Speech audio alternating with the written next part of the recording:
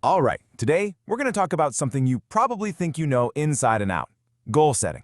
But we're going to give it a massive, and I mean massive upgrade. We're going to learn how to think way beyond our own lives to build something that truly lasts. And it all kicks off with this one little number, 3%. For decades, this single percentage has been at the very heart of this powerful, almost legendary story about success that you've probably heard from motivational speakers all over the world.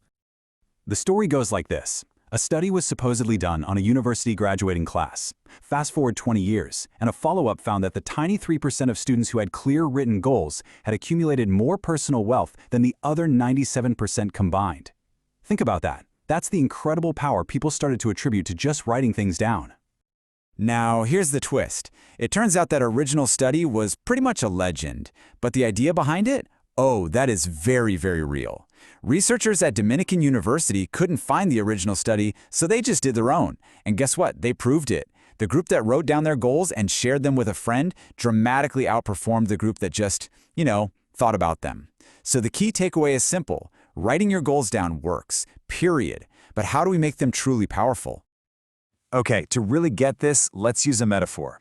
I want you to picture your life as this wide, raging river. It's flooding, there's debris floating by, it's chaotic. A little scary, right?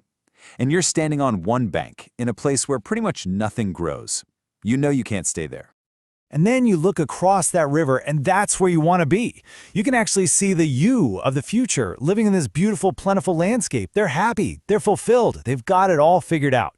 So the big question is, how in the world do you get from where you are to become that person? Well, imagine that your future self sees you over there and they throw you a rope. And tied along this rope at regular intervals are these big, sturdy knots. They give you something to grip, something to hold on to so you can pull yourself forward against that strong current, one handhold at a time. Those knots, well, those are your goals. And this is pretty much how we normally think about setting goals, right? The knots closest to you are your short-term goals, your needs. The knots in the middle, those are your medium-term goals, your wants. And the ones way over on the other side, close to your future self, those are your long-term goals, your big dreams. They're the steps that get us across the river of our own life. But here is where we completely flip the script. What if you're thinking too small? What if the destination isn't just the other side of the river, but something way, way beyond it? What if your rope just isn't long enough because your entire timeline is fundamentally too short? And that is the huge difference between a one-generational or G1 mindset, which is focused on goals inside our own lifetime, and the much bigger three-generational or G3 mindset. Suddenly, the timeline is longer, the goals are bigger, and the real destination is legacy. Let that one sink in for a second. Instead of setting goals that just end when you do, three-generational thinking sets a target 60 years after you're gone. We're not talking about planning for retirement anymore. No, we're talking about planning for your grandchildren's generation. You're aiming to become the founding parent of a family dynasty. It's a total game changer. So, how on earth do you even begin to plan for something that massive? Well, the G3 journey is broken down into 5 distinct phases that build on each other. It goes struggle, stability, success, significance, and finally, legacy. Let's break down what each one really means. The first step is struggle. And look, this isn't about feeling doomed or hopeless. It's actually the exact opposite. It's about taking all those overwhelming, anxious thoughts that are just swirling around in your head and defining them. You write them down as struggle statements, and that breaks these huge problems down into pieces you can actually manage. Next up is stability. This is the pivot point. This is where you take control back. For every single struggle statement you just wrote down, you flip it. You create a stability statement. You're not just pointing out problems anymore, you are actively designing the solutions. Your whole mindset shifts from worrying to working. And that brings us to a totally new definition of success. It's not about reaching some magic number in your bank account. It's about building at least 3 or more sustainable streams of income. Why 3? Because that gives you something priceless. Choices. It gives you freedom.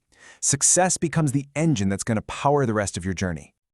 So once you've achieved that kind of success, you move into the phase of significance. This is where you finally get to live out your real purpose. When you don't have to worry about time or money anymore, what do?